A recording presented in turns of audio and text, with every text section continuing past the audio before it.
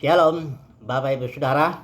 Renungan kita pagi hari ini mengenai mengenal Elohim yang benar. Mari kita baca dulu Yohanes pasal 17 ayat 3. Saya baca versi ILT-nya. Ayat 3, dan inilah hidup kekal itu, bahwa mereka mengenal Engkau satu-satunya ilah yang benar, dan Yesus Kristus yang telah Engkau utus. Inilah definisi daripada hidup kekal yang Yesus berikan. Dalam doanya diucapkan itu ya. Hidup kekal ini terjemahan Yunaninya zoe, ya. Aion itu waktu, nanti kita nggak bahas itu. Zoe itu artinya jenis hidup yang dijalani oleh Elohim saat ini. Ketika Yesus berkata I am the life, itu artinya I am the joy. Akulah hidup itu. Jadi Yesus datang memberikan hidupnya kepada kita. Yohanes 10:10.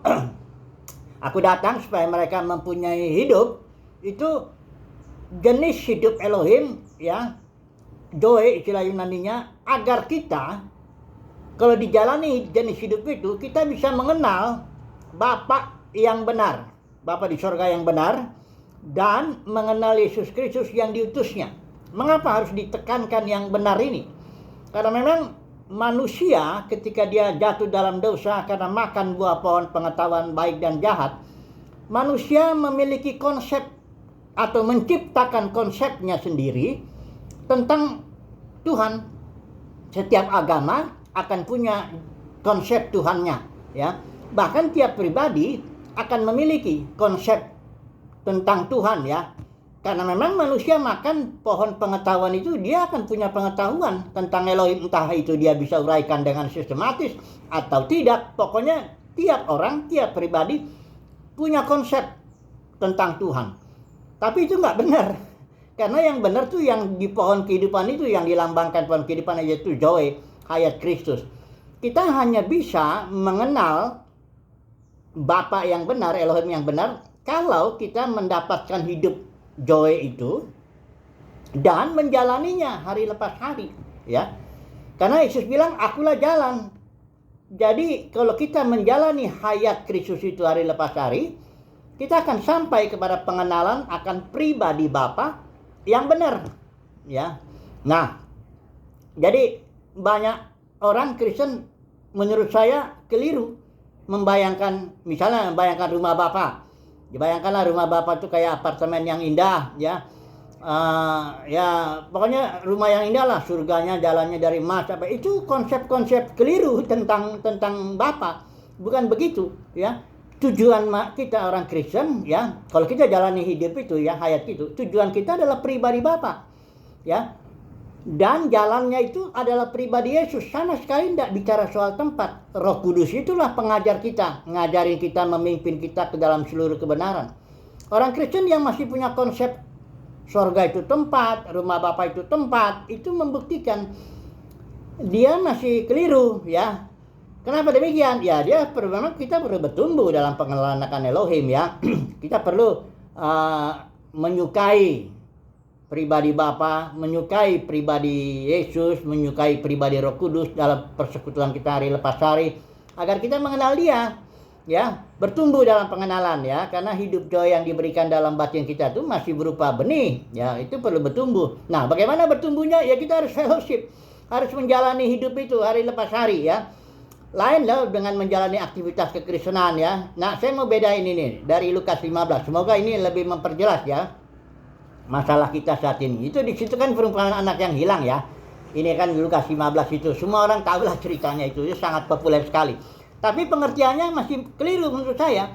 Banyak orang menganggap yang hilang itu hanya anak yang bungsu itu, yang pergi menjauh dari rumah bapaknya. Karena anak bungsu ini bilang, "Bapak, berikan bagian yang menjadi milikku, ya. Aku mau dia pergi." Sudah itu dia dapat itu bagiannya.